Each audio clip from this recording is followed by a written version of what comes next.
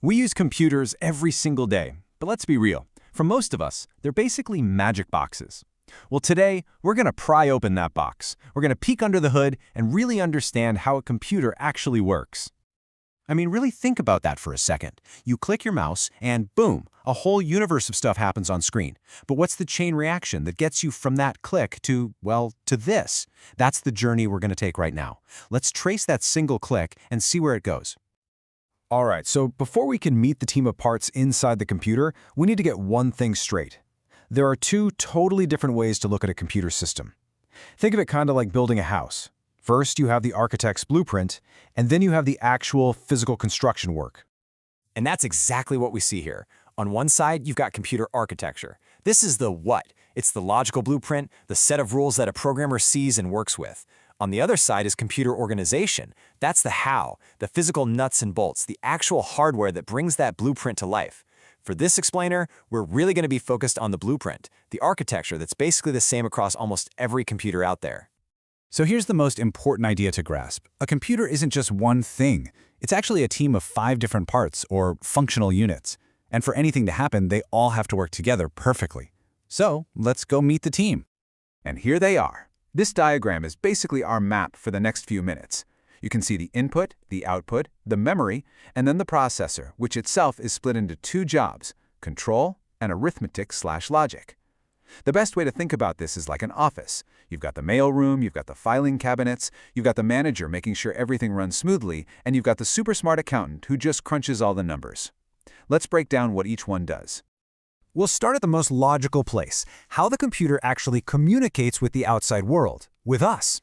That's the job of the input and output units. They're the mailroom, handling every piece of information that comes in or goes out. So, input devices are pretty straightforward. They're how we get data into the system.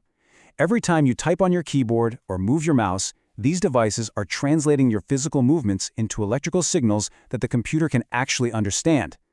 And on the flip side, you've got output devices, which do the exact opposite.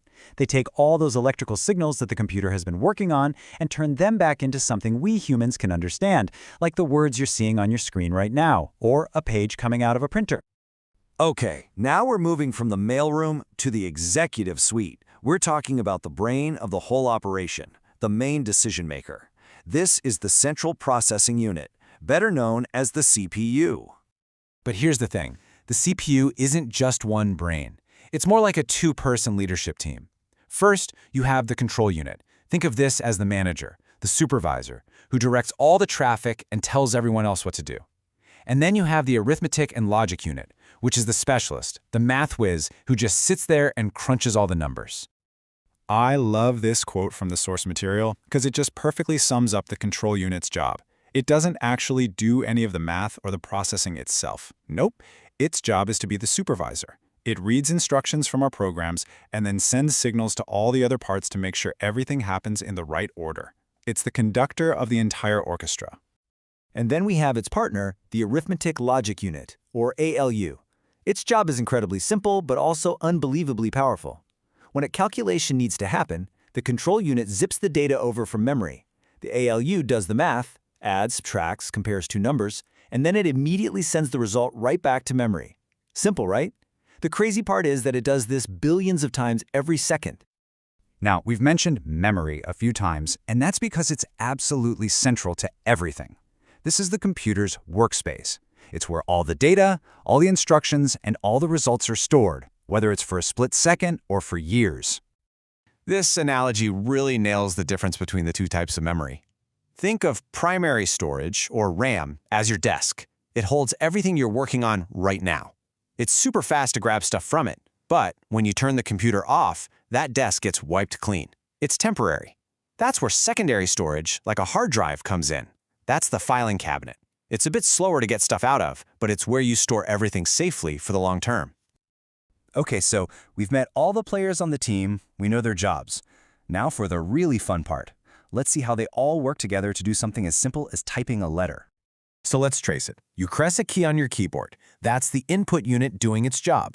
That signal instantly goes into the memory unit. The control unit, our supervisor, sees this new data, grabs the correct instruction from memory, and tells the ALU what to do with it. The result from that calculation goes right back into memory. And then finally, the control unit tells the output unit, your screen, to display the character. The entire team is involved all in a tiny fraction of a second. It's incredible. So what's the big takeaway from all this? The magic of a computer isn't in any single component. It's in the coordination. It's the seamless, mind-bogglingly fast way these 5 units communicate and work together, all directed by the control unit. At the end of the day, it's the ultimate team effort.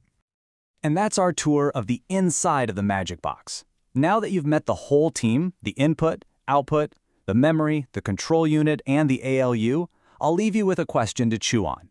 As technology rockets forward, which one of these 5 fundamental parts do you think is going to change the most in the next 10 years?